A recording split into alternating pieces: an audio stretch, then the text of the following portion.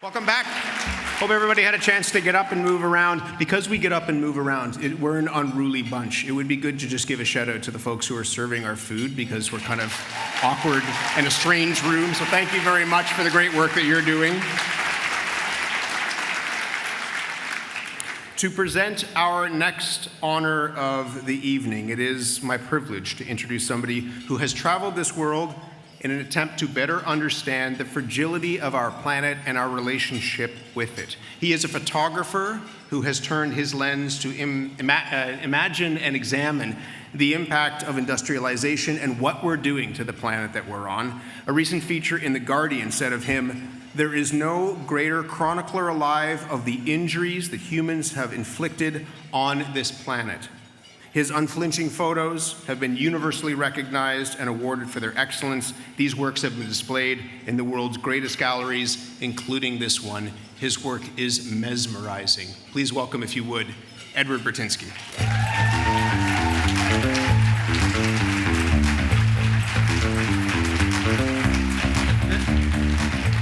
Thank you, what an honor, and so great to be sharing. Like small town boys, I know you hail from Wyerton, and I'm from across the pond in St. Catharines, so it's great to share the stage up here. But tonight I have the fantastic and great pleasure of presenting this year's Canadian Journalism Foundation Tribute. The CJF Tribute recognizes the exceptional journalistic impact of media luminaries on the international stage and the national stage. It is my great pleasure and great honor to introduce David Suzuki as today's recipient, and this year's recipient. David has devoted his career to bringing awareness to the environmental implications of human activity and the subsequent rapidly progressing climate crisis, something that I share as well. And for myself and many Canadians out there, David has been a catalyst in highlighting the devastating impact of human activity and spearheading the important work of keeping our communities, governments, and corporations accountable. From a very young age, David fed my own curiosity surrounding the workings of the environment. Watching him on CBC, The Nature of Things, deepened my understanding of our relationship with the natural world, and he quickly became a key role model in my life. I recall spending some time on Lake Elu with Wade Davis at his place, which is right next door to David and Tara's place in northern British Columbia, while shooting the 213 documentary Watermark with my collaborators Jennifer Bachel and Nick DePonsier. And being next to that cottage and seeing that beautiful lake, I understood that where David got his passion and what keeps him committed to doing this work, the beauty of that landscape, the impressiveness of the Canadian landscape is something that we all want to preserve. And this also gave me a deep understanding of how he continued to do the work he does and the persistence of his work. I've also had the privilege of knowing and collaborating with David for a number of years, most notably joining him on his Blue Dot Tour to promote Canadians' right to a healthy environment. And why shouldn't that be a right in every city and every town to have clean water, clean air, clean food? It was a brilliant tour. David, not only have you played an instrumental role in changing the way Canadians view the environment, but your legacy is also reflected through your daughter, Severn. Her powerful 1992 Rio Earth Summit speech delivered at the age of 12 was one of the earliest calls to address the concerning long-term implications of the changing climate. Coined "the girl who silenced the world for 5 minutes," Severn's passion, bravery, and candor that day will never be erased from my memory, and I'm sure anybody who's seen that speech remembers it. And now, as the executive director of the David Suzuki Foundation, Severn continues to pursue her career in environment and cultural activism. What a great kid you and Tara have raised. Amazing. Today, it continues to be a great privilege to share a stage and collaborate with both you and Severn and continue engaging the arts and environmental communities alike on this ever-important subject that we've heard so much about tonight. I am honored to be able to continue this conversation with you this coming weekend at the Luminato Festival on stage.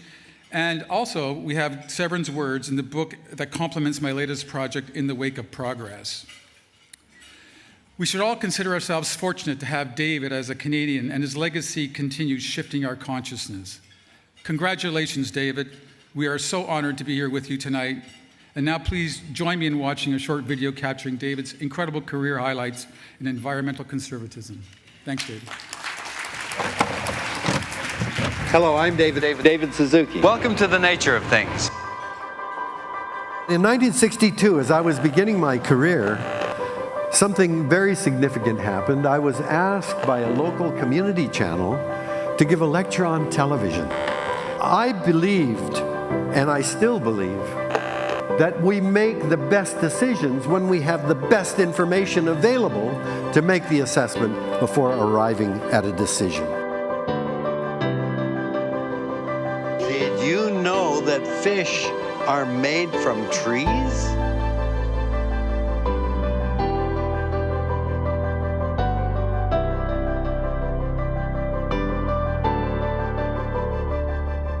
His work and his dedication has been an inspiration for us young ones coming behind him and following him in his footsteps. Being 17, he's inspired me to keep doing my work, and I've been doing this work since I was 8 years old. I hope that he will keep inspiring us, supporting us, and keep clearing a path for us to save our planet.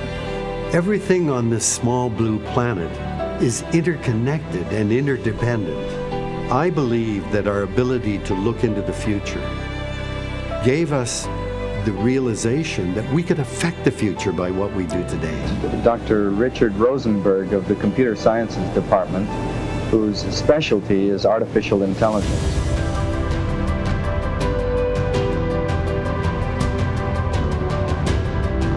Good evening, this is Quirks and Quarks. Welcome to my show, a weekly peek into the world of science and scientists. You only have to look around your home to see that science affects you in all sorts of ways in your daily life.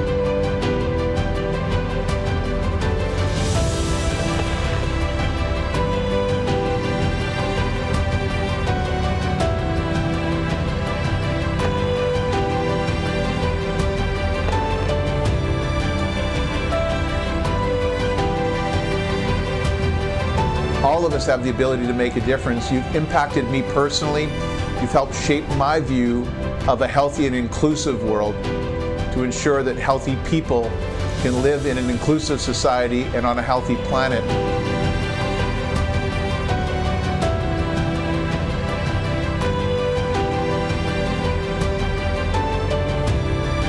There's no environment out there, and we are here, and we somehow have to watch the way we interact with it. We are the environment.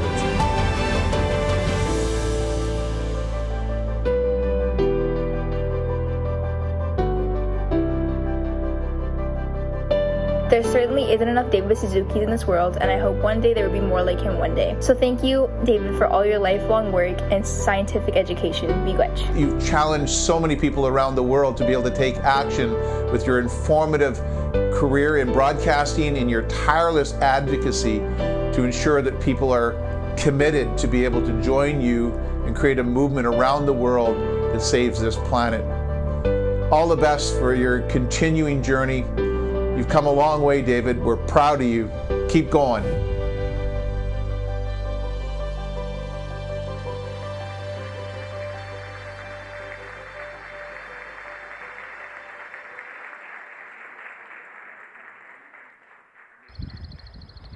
Hi, Rick Mercer here in Chapels Cove, Newfoundland and Labrador. Before we get started, I would like to take a moment and apologize for the audio quality.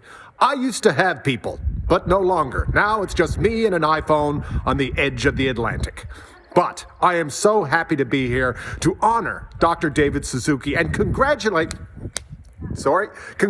him on this great tribute, recognizing his 5 decades of educational broadcasting in Canada and indeed around the world. 5 decades of educating us about science and also warning us about the perils of climate change. And my God, what a legacy, eh? I mean, if only half the shit he's warned us about is true, we're fucked. But yet, we carry on, and we are here tonight to honor Dr. David Suzuki. And what can you say about the man? I mean, he has been called so many things by so many people over the years. Think of the things that he's been called by prime ministers. My God, you wouldn't want to put that on in prime time, let me tell you. Many people refer to David Suzuki as a great elder of Canada. I don't know about that, but my people, we refer to him as the great shit disturber. In fact, the greatest of them all. It's a huge honor, and I want to congratulate you for doing that for 50 years, David, and nature. But I digress. I want to congratulate you, David, for doing that for 5 decades and keeping your sense of humor the entire time. I don't know how you do it. You're an incredible broadcaster. I've enjoyed working with you over the years. You deserve this. Congratulations, and please enjoy your drive back across this country in your corn-powered car. Have a good night. Congratulations. Please welcome CJF Tribute. Mesdames et messieurs, le prix hommage de la FJC, David Suzuki.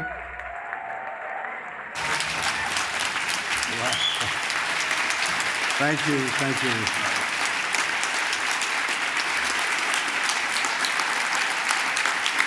Merci.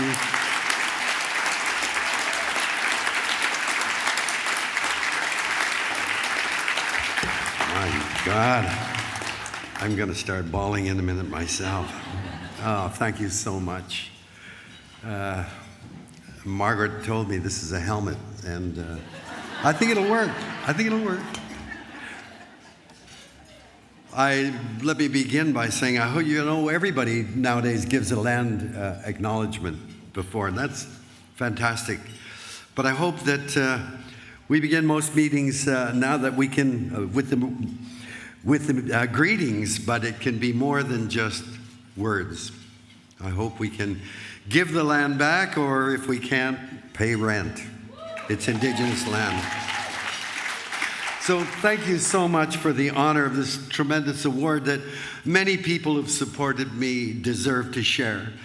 I would particularly like to acknowledge the late Jim Murray, longtime executive producer of The Nature of Things, who brought me into his orbit, taught me everything about the craft of making programs, and defended me about the many demands to get me off the air. And of course, my life partner, who shaped, supported, taught, and believed in me, Tara Cullis. You made me. Thank you.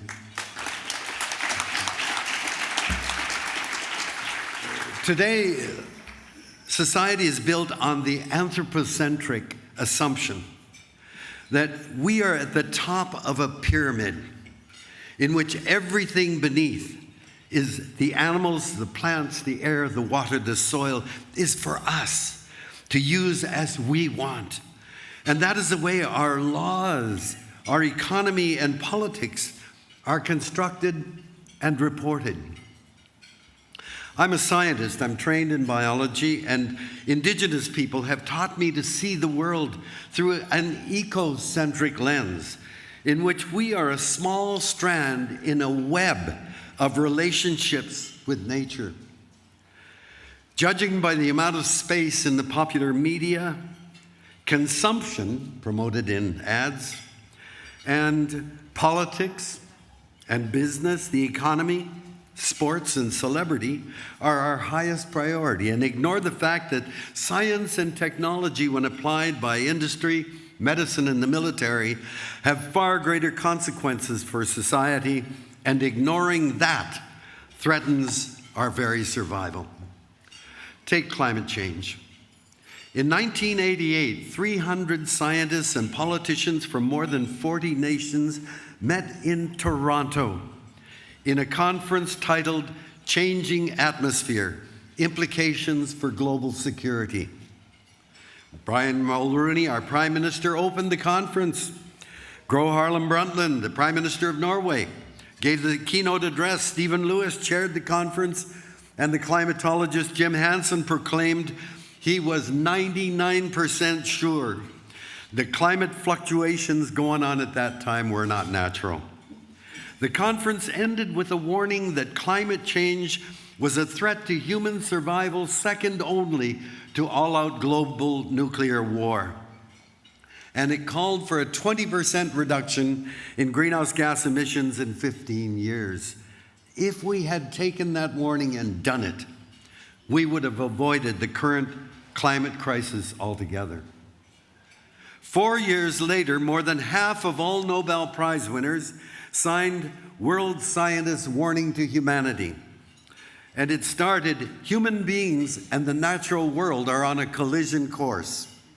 No more than one or a few decades remain before the chance to avert the threats we now confront will be lost, and the prospects for humanity immeasurably diminished. How many of us have even heard of that warning? In 1992, the largest gathering of heads of states in human history met in Rio and signed Agenda 21. Here's the opening lines in that document. Humanity stands at a defining moment in history. We are confronted with the perpetuation of disparities between and within nations, a worsening of poverty, hunger, ill health, and illiteracy, and the continuing deterioration of the ecosystems on which we depend for our well-being. However, integration of environment and development concerns and greater attention to them will lead to the fulfillment of basic needs, improved living standards for all, better protected and managed ecosystems, and a safer, more prosperous future. What happened to that call? We talk of sustainable development when what we need is sustained attention by media who seem to consider last week's election old news. In 2018, an IPCC special report said that any rise of more than 1.5 degrees C above pre-industrial temperatures by 2100 will be catastrophic. And we are on a course for a 3-degree rise, and called for a 44% reduction in emissions by 2030 and 100% by 2050. The next day, marijuana became legal in Canada. Guess what dominated the news?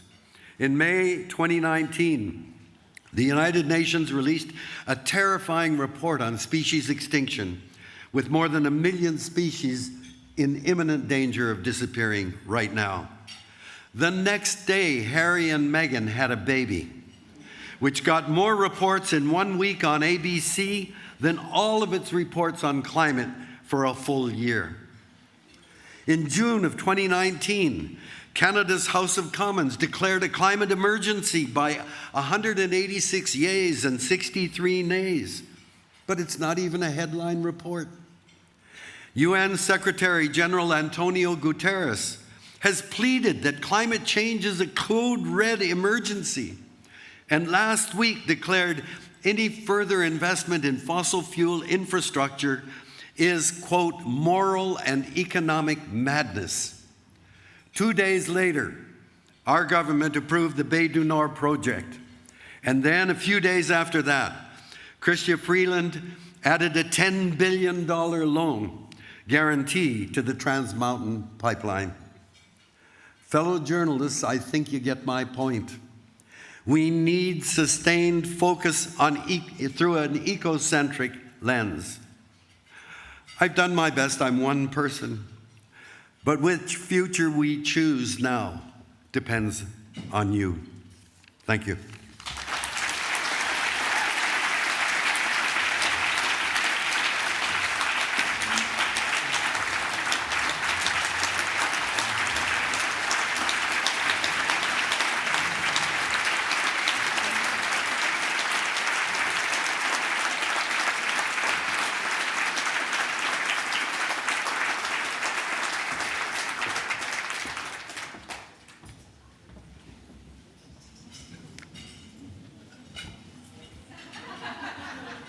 The helmet fits. Congratulations, David, and thank you for everything. As somebody who grew up listening to Quirks and Quarks, and then watching the nature of things and saw things change in front of my very eyes, it's remarkable to be in this room and be here as he is celebrated for his work.